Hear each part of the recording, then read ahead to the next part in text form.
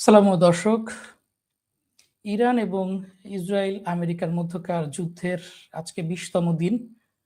এই যুদ্ধের বর্তমান যে পরিস্থিতি, যুদ্ধটি আর আঞ্চলিক বা ইরান ইসরায়েল আমেরিকার মধ্যকার যুদ্ধ নেই। এটি মোটামুটি পূর্ণাঙ্গভাবেই একটি আঞ্চলিক মহাযুদ্ধের রূপ নিয়েছে এবং এর কৃতিত্ব পরিপূর্ণভাবে নেতানিয়াহুর। তিনি এই যুদ্ধটিকে একটি আঞ্চলিক যুদ্ধে রূপদান করতে যথেষ্ট সফলভাবে সফল হয়েছেন।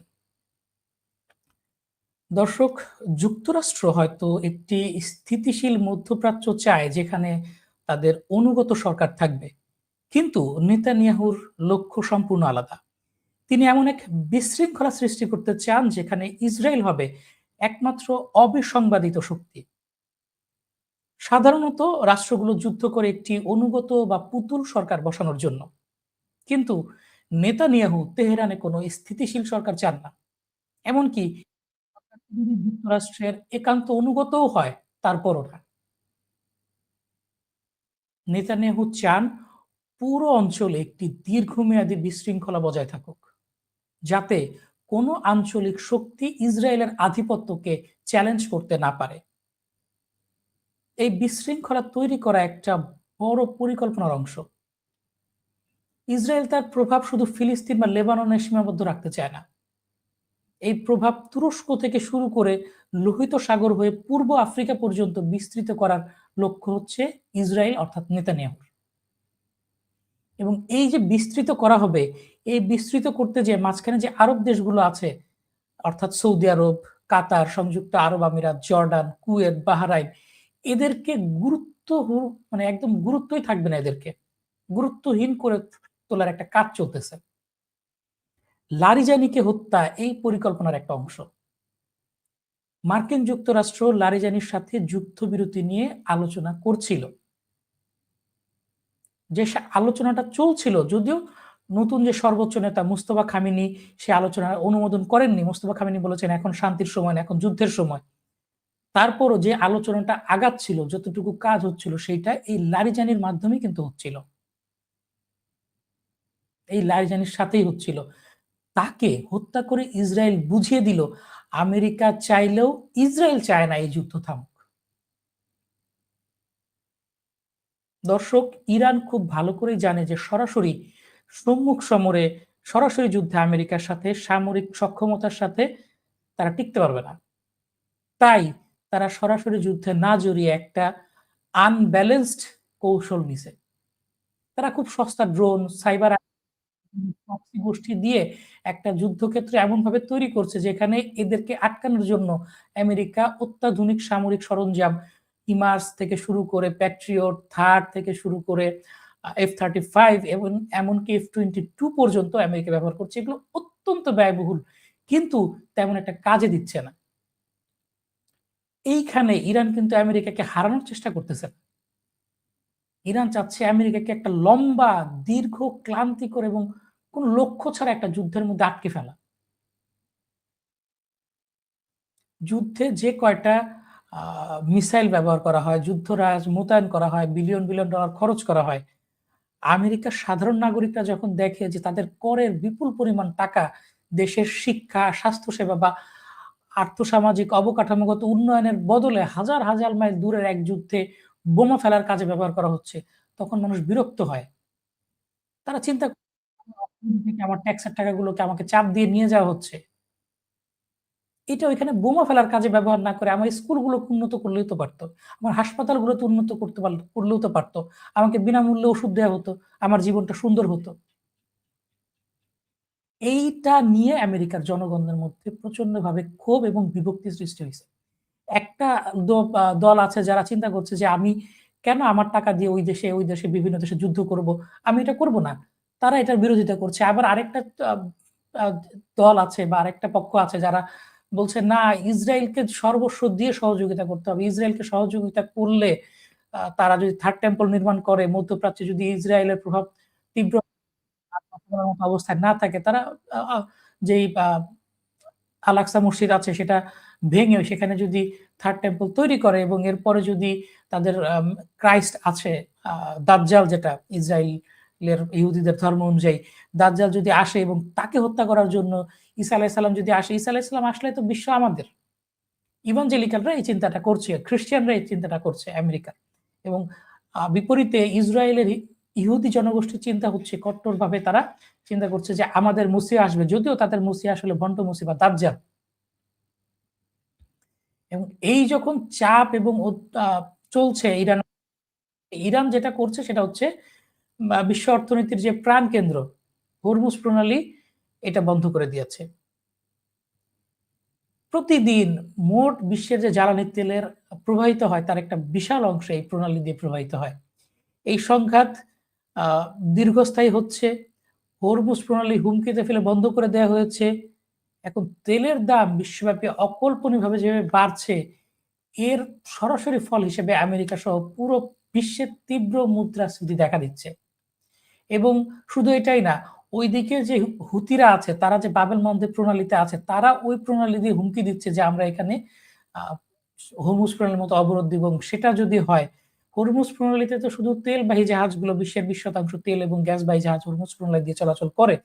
বাবেল মন্দeb দিয়ে শুধু তেল না, টোটাল বিশ্বের যে কার্গো জাহাজ চলাচল হয়, যে পণ্যবাহী জাহাজ চলাচল হয়, তার সর্বোচ্চ 20 থেকে 25% এই বাবেল মন্দeb প্রণালী দিয়ে প্রবাহিত হয়।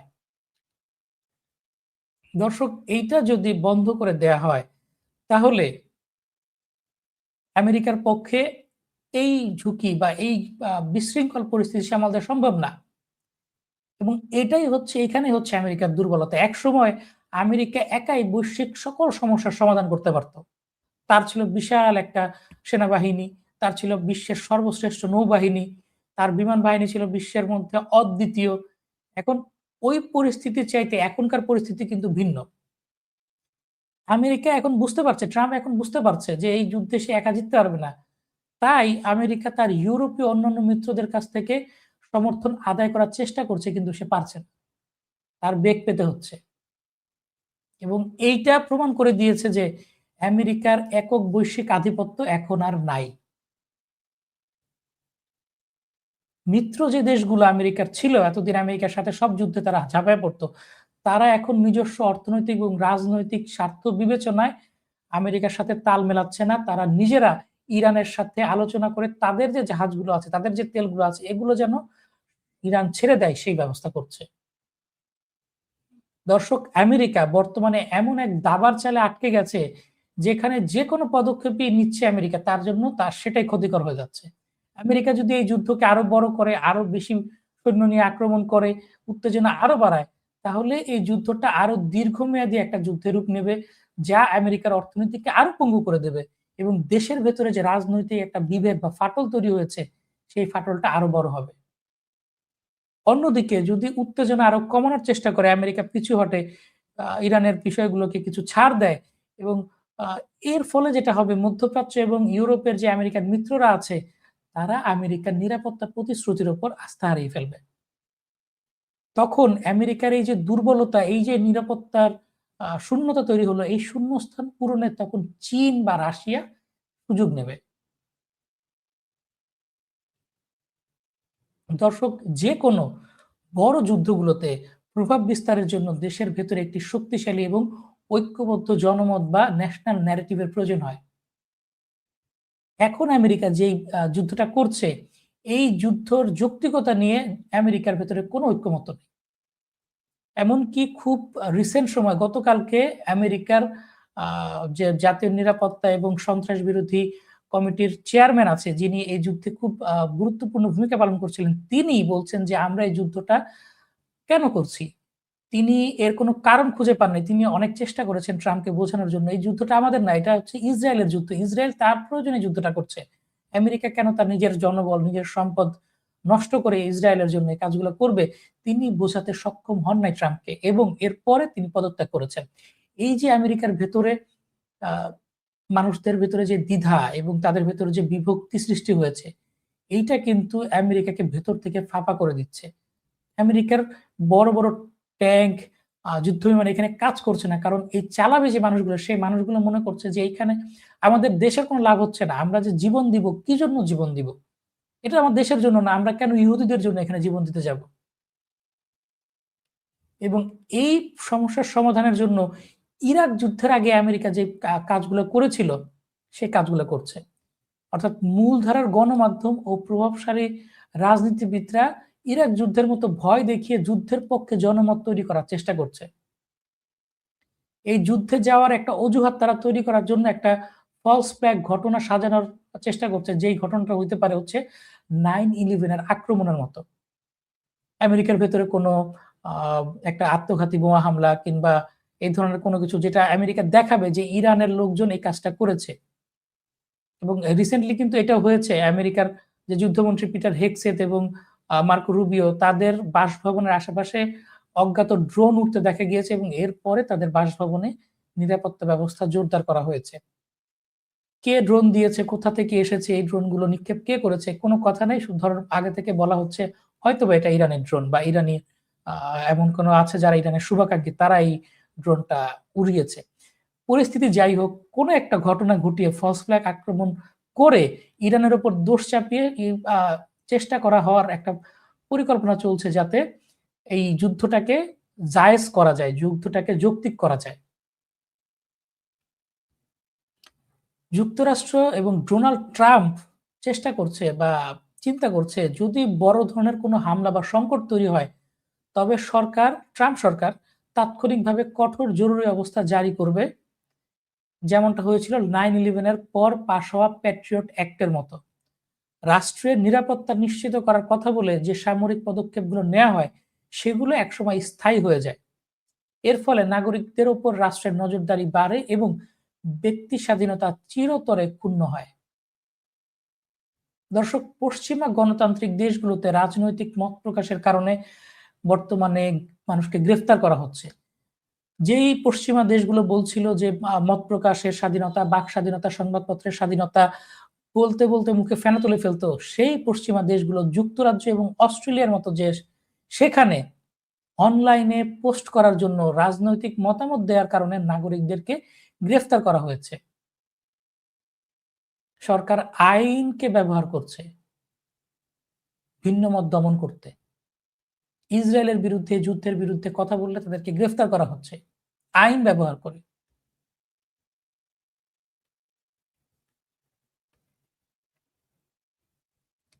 এছাড়া দর্শক, এই যুদ্ধের একটা বিশেষ কৌশল হচ্ছে হরাইজন্টাল এসকেলেশন। এর অর্থ হলো সংঘাত কেবল এক জায়গায় সীমাবদ্ধ না রেখে বিভিন্ন স্থানে ছড়িয়ে দেয়া। এতে ভৌগোলিক অবস্থা, শেয়ার বাজার এবং বিভিন্ন দেশের অভ্যন্তরীণ রাজনীতি সরাসরি প্রভাবিত হয়। ইরান এই কৌশল ব্যবহার করছে যাতে সংঘাতের প্রভাব বিশ্বজুড়ে ছড়িয়ে পড়ে।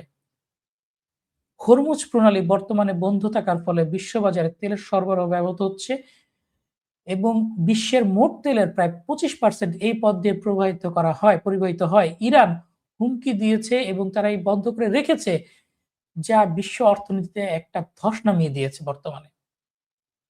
বর্তমানে জরুরি তেল মজুত থেকে পশ্চিমারা আ চ মার্কেটে বাজারে সরবরাহ করছে। বড়জোর এটি দিয়ে ১৮ থেকে ২০ দিন চলতে পারে। এটা হচ্ছে ইমার্জেন্সি এনার্জি ফান্ড সম্ভবত এটির নাম। এখান থেকে তারা যুদ্ধকালীন জরুরি পরিস্থিতিতে ব্যবহারের জন্য এই ফান্ডটা তো রেখে দেয় এবং সেখান থেকে তেল ছেড়ে মার্কেটে তেলের দাম স্বাভাবিক রাখা হচ্ছে। যদিও তেলের দাম $১১ পার হয়ে গিয়েছে। এবং এই যে কিছুদিন পরে এই রিজার্ভটা যখন শেষ হয়ে যাবে, তখন তেলের দাম $২০০ পর্যন্ত চলে যেতে পারে। এই পরিস্থিতিতে ইরান কিন্তু মার্কিন একটা অয়েল ট্যাংকার যেটার নাম হচ্ছে সাফসি বিষ্ণু, এইটাতে হামলা চালিয়ে সেটা পুড়িয়ে দিয়েছে এবং এর ফলে উত্তেজনা কিন্তু আরো বাড়ছে। এবং শুধু এখানেই শেষ না। এই যুদ্ধ আন্তর্জাতিক যে শিপিং রুট, আন্তর্জাতিক আ আ যে অয়েল ট্যাংকার শুধু না, পণ্যবাহী যে সকল জাহাজ আছে সেগুলোকেও টার্গেট করছে ইরান। এবং এই শিপিং রুট গুলোকে টার্গেট করার মাধ্যমে খাদ্যের দামকে কিন্তু প্রভাবিত করা হচ্ছে।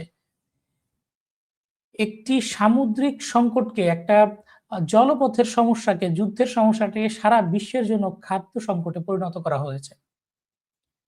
জাহাজ চলাচলে বিঘ্ন ঘটায় রপ্তানিকারকরা পণ্য খালাস করতে বাধ্য হচ্ছেন। উদাহরণ হিসেবে বলা যায় ইরাকের উদ্দেশ্যে ৮০,০০০ টন চাল নিয়ে ২ টি জাহাজ ব্যাংকক বন্দরে আটকে দেয়া হয়েছে। কারণ ইরাকের জন্য এই জাহাজগুলো ঢুকতে পারছিল না। তাহলে তার জন্য এই জাহাজগুলো ব্যাংকক বন্দরেই বর্তমানে আছে। এছাড়াও উপসাগরীয় দেশগুলো অর্থাৎ আরব দেশগুলোতে ভারতের থেকে কলা, চাল ইত্যাদি কৃষি পণ্যের রপ্তানি ছিল সেগুলো নাটকীয়ভাবে হ্রাস পেয়েছে। ফলে একদিকে ভারত, পাকিস্তান, বাংলাদেশ এই ধরনের দেশগুলো থেকে যেই পণ্যগুলো রপ্তানি হয়, সেই পণ্যগুলো বাধাগ্রস্ত হচ্ছে রপ্তানি হতে এবং আ সেই পণ্যগুলো কিন্তু রপ্তানি করতে না পেলে স্থানীয় বাজারে কৃষক বিক্রি করতে বাধ্য হচ্ছেন এবং ফলাফল হচ্ছে দাম কম পাচ্ছেন এবং কৃষক কিন্তু পরবর্তীতে এইগুলো চাষ করার আগ্রহ হারিয়ে ফেলবেন। দর্শক এই যে বিশৃঙ্খল একটি পরিস্থিতি হরমুজ প্রণালীতে মার্কিন নৌবাহিনী এই অবরোধ দ্রুত সমাধান করতে কিন্তু সক্ষম না। যদিও নৌবাহিনীর ট্যাংকারগুলোকে পাহারা দিয়ে নিয়ে যাওয়ার চেষ্টা করতে পারে, তবে এই যে প্রক্রিয়ার কথা বলা হচ্ছে পাহারা দিয়ে নিয়ে যাবে, এইটা মার্চের মধ্যে শুরু হওয়ার সম্ভাবনা খুব একটা নাই। এবং এমনও হইতে পারে এটা যুদ্ধ থামার পরে হবে, থামার আগে না। দর্শক ড্রোন এবং ক্ষেপণাস্ত্র হামলার হুমকির কারণে বাণিজ্যিক জাহাজ এই পথ ব্যবহার করাকে বিপজ্জনক মনে করছে। এছাড়াও ইরান কিন্তু এই হরমুজ প্রণালীতে নেভাল বা সামুদ্রিক মাইন বিছিয়ে দিয়েছে। এই মাইনগুলো পরিষ্কার না হওয়া পর্যন্ত বিমা কোম্পানিগুলো এবং ট্যাংকারগুলো কয়েক মাস এই প্রণালী থেকে দূরে থাকবে। কারণ মাইন পরিষ্কার না করে আলোচনার মাধ্যমে পথ বের করা সম্ভব না। এবং যুদ্ধ বন্ধ হওয়ার পরে মাইন পরিষ্কার করার পরে হয়তোবা কোনো জাহাজ এই দিক দিয়ে স্বাভাবিকভাবে চলাচল করতে পারে। তাহলে চিন্তা করুন দর্শক পরিস্থিতি কোন দিকে দাঁড়াবে? রুট যদি বন্ধ থাকে, মানুষ যদি পণ্য আনা-নেয়া করতে না পারে, পণ্যের দাম কোথায় যাবে?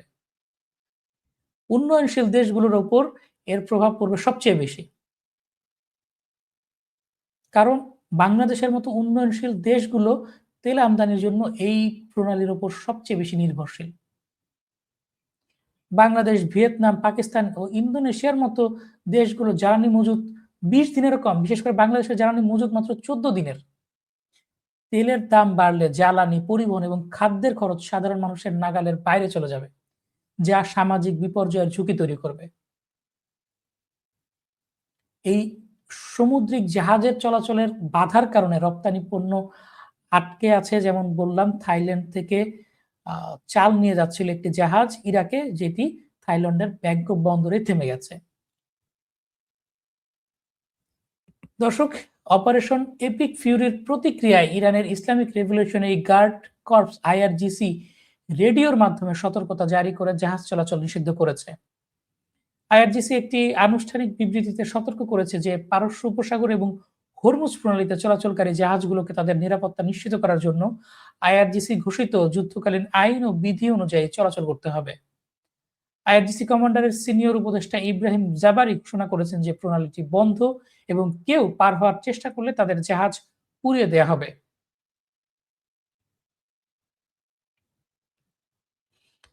এবং এই সংকটের ফলে চালের মতো প্রয়োজনীয় খাদ্য সামগ্রীর চালান পর্যন্ত বন্ধ হয়ে গিয়েছে। এছাড়া তেলের উচ্চ মূল্য কৃষিকাজের জন্য প্রয়োজনীয় জ্বালানি ও পরিবহনের খরচ বাড়িয়ে দিচ্ছে, যার চূড়ান্ত প্রভাব পড়েছে সাধারণ ক্রেতাদের ওপর। এই অবরোধে সবার জাহাজ চলাচল বন্ধ থাকলেও ইরান কিন্তু সুবিধা পাচ্ছে। প্রণালীটি অন্যদের জন্য বন্ধ থাকলেও ইরানি জাহাজের জন্য খোলা। ইরানি শ্যাডো ফ্লিট এখনো পণ্য লোড করছে এবং তাদের প্রধান ক্রেতা চীনের দিকে যাত্রা করছে। এমনকি মার্কিন ট্রেজারি সেক্রেটারি স্কট বেসেন্ট স্বীকার করেছেন যে মার্কিন যুক্তরাষ্ট্র বিশ্বের জ্বালানি সরবরাহ সচল রাখতে ইরানি তেল ট্যাংকারগুলোকে চলাচলের অনুমতি দিচ্ছে। কারণ একদিকে এমনিতেই তেলের সংকট, দাম অনবরত বাড়ছে। এরপরে ইরানের তেলও যদি বন্ধ হয়ে যায়, তাহলে যেটা হবে তেলের দাম আরো বেশি বৃদ্ধি পাবে। দর্শক, এই সংঘাত মূলত এখন গুরুত্বপূর্ণ জ্বালানি রুট হরমুজ প্রণালীর উপর নিয়ন্ত্রণ প্রতিষ্ঠার লড়াই হিসেবে রূপান্তরিত হয়েছে। অতীতে প্রচন্ড শ্রেষ্ঠত্ব থাকা সত্ত্বেও এই রুটগুলোকে রক্ষা করা কঠিন ছিল।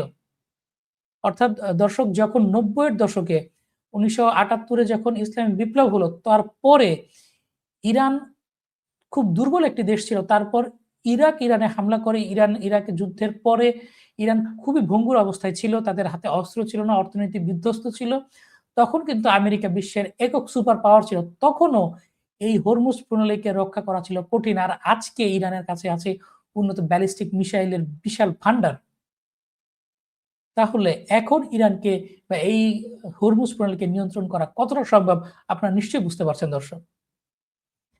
এর মধ্যে বিস্ফোরক একটা মন্তব্য করেছে কর্নেল উইলকারসন। কর্নেল উইলকারসন বলেছেন, ইরানের সাথে যুদ্ধে ইসরায়েল একাধিক পারমাণবিক অস্ত্র ব্যবহার করার প্রবল সম্ভাবনা রয়েছে। ইসরায়েলের কাছে প্রায় ২০০ থেকে ৩০০টি পারমাণবিক অস্ত্র রয়েছে এবং প্রধানমন্ত্রী নেতানিয়াহু এগুলো ব্যবহারের আগে হয়তো আমেরিকাকে জানাবেনও না। যেহেতু ইরান ভৌগোলিকভাবে অনেক বড় দেশ, তাই একটি মাত্র পারমাণবিক বোমা যথেষ্ট হবে না। ফলে নেতানিয়াহু ১০, ১২ বা ২০টি পারমাণবিক অস্ত্র ব্যবহারের প্রয়োজন অনুভব করতে পারেন। এদিকে আমেরিকা তাদের শক্তিশালী B-52 বোমারু বিমান মোতায়েন করেছে, যা পারমাণবিক অস্ত্র বহন করতে সক্ষম।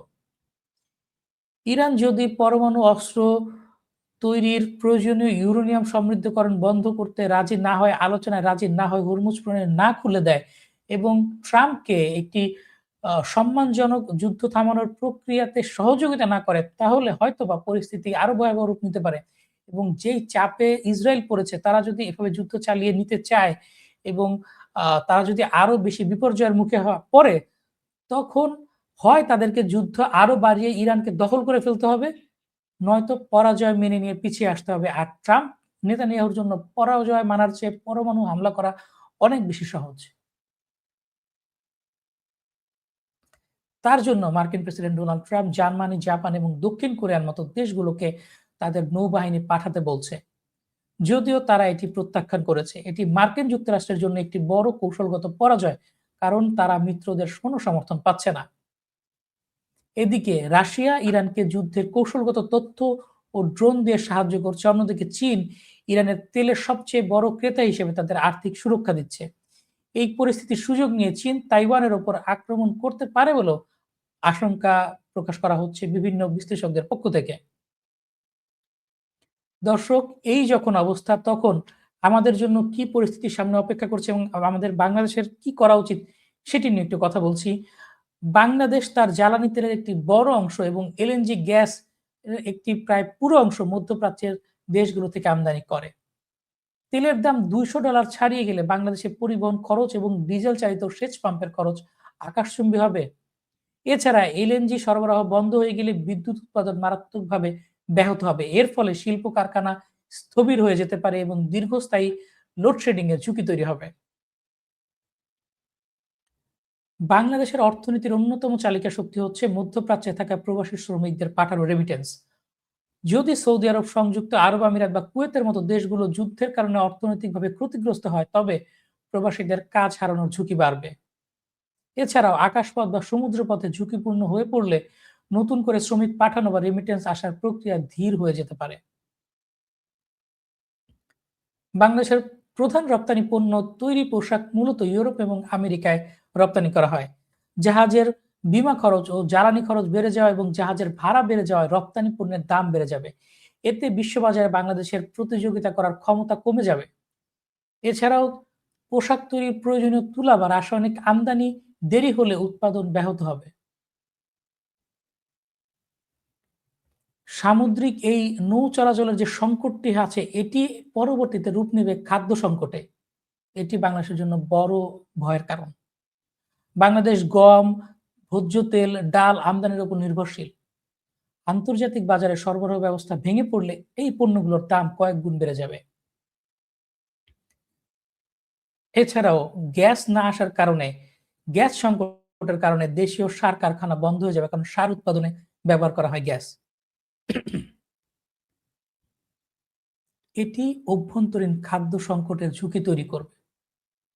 দর্শক, এই যখন অবস্থা, এখন বাংলাদেশ সরকারকে খুব দ্রুত সিদ্ধান্ত নিতে হবে জ্বালানি নিরাপত্তায় তারা কি করবে।